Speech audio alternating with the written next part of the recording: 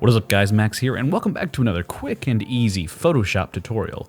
Now in today's tutorial, we're going to learn how to create this effect here you see in Photoshop. So it's this final dripping, whatever you want to call it, effect.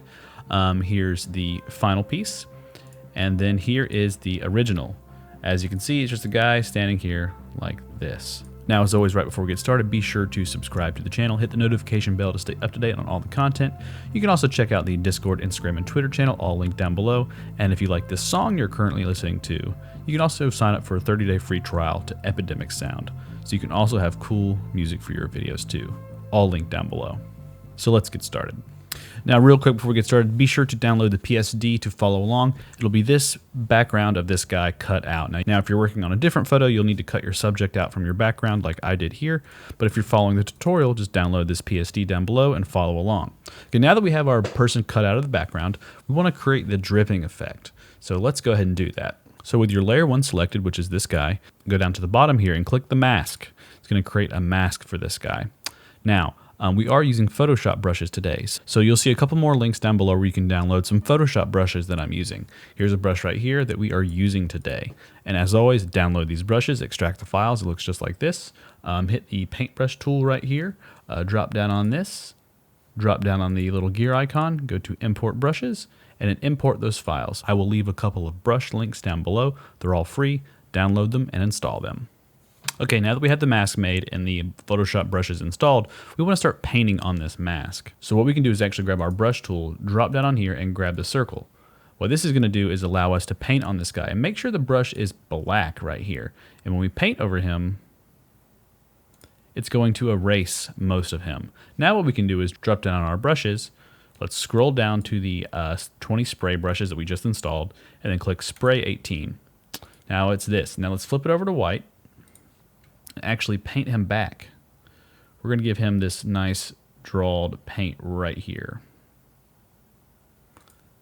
Click it a few times in place, just like so. And then go back up here, hit, grab your hard round brush. Let's bring the size down to about 51. Switch it to black, and let's actually paint off this edge right here. This is a little distracting. And cool, we now have our painted brush effect. Now what we want to do is actually put a layer style around this guy. So let's go to Layer, Layer Style, and then Stroke. We've added a black stroke around this guy. You can see my settings here, size 18 and black. And then let's click OK. Next, what we want to do is actually add the background from before. So let's go down here, this little icon right here, and then do solid color. I am going to do a different background color this time, but when you hit solid color, the background opens up. And let's do like a off green. Kind of a dark green, light green, looks pretty good. And then drag this under our guy. Now what we want to do is click a new layer, make sure it's under our main guy, grab our brush, drop down, and let's use the free Painter Photoshop Brushes 3, also linked down below. You should have downloaded it. Let's change the color. Let's make it like a purple, dark purple, and then paint it right behind him. There you go. Now let's do another layer. Go drop down and grab some new brushes. Drag down to the bottom. Let's do, here they are, 20 splatter brushes. This is a nice splatter. Let's just find a random one real quick that we think looks good. That looks pretty good. Let's do orange this time. Nothing wrong with a little orange. Put it right here. Now drop down on our splatter brushes one more time. Let's pick a different one. Splatter 16. Splatter 12, splatter 9. This one doesn't look too bad. Let's make a new layer, bring the layer above him. Let's make it a nice blue splatter this time, and let's paint it right here. Bring the opacity of this splatter down a little bit. Now what we want to do is actually grab our color fill, go to Filter, and then Lens Correction. It's going to ask us a little thing. Do you want to convert it to a smart object? And hit Yes. Now we can go to Custom, and bring the vignette down a little bit to give this kind of an edge. Not too much, just a little bit. And after we have all of our layers, our paint on here, we want to add one more effect to the original guy. So let's click on this layer right here, layer 3, go to Layer, Layer Style, and then Inner Shadow. Pops open this. Now we have this really cool effect here. Now you can copy my settings right here to make it look just like mine, and then click OK.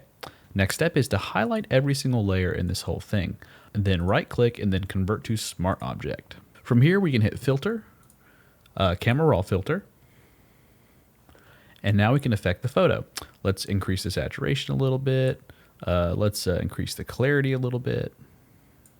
Hit Effects over here, increase the grain a little bit, and then we can click OK.